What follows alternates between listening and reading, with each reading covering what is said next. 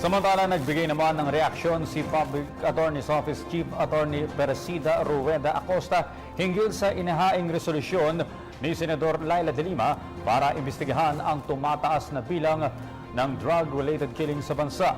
Ang detalye sa report ni Joy Gumatay, live via phone patch.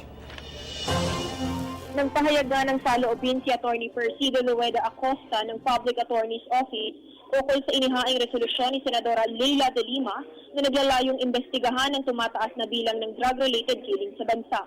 Nababahala kasi ang senadora na mahigit isandaang drug pushers at users na ang namatay sa pagsasagawa ng kampanya laban sa droga ng Administrasyong Duterte. Paliwanag ni Attorney Rueda Acosta, di hamak na maliit ang bilang ito kumpara sa 20,000 Pilipinong sumuko at kasalukuyang binibigyan ng serbisyong panrehabilitasyon ng ating pamahalaan at pinoprotektahan ng ating kapulisan. Higit pa rito, pinangakuan rin sila ng trabaho sa oras na bumuti ang kanilang kalagayan. Kinikilala ni Attorney Rueda Acosta ang karapatan ng Senado na magsagawa ng investigasyon sa mga kasong hinihinalang lumabag sa sistema ng ustisya ng Pilipinas. Ngunit sana raw ay maging patas ito at hindi sa kapulisan lamang ibunton ang sisi sa pagkamatay ng mga Pilipinong umami na nagtutulak o kaya naman ay gumagamit ng droga.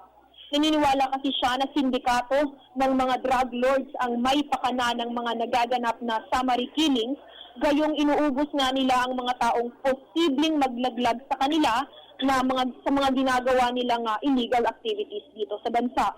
Inihikayat naman ni Attorney Rueda Acosta ang mga opisyalis ng ating gobyerno, gayon din ang ating mga mambabatas na buksan ang kanilang kaisipan upang masuportahan at hindi mahadlangan ang tuloy-tuloy na inisyatiba ng Administrasyong Duterte sa pagsugpo sa problema ng droga sa ating bansa.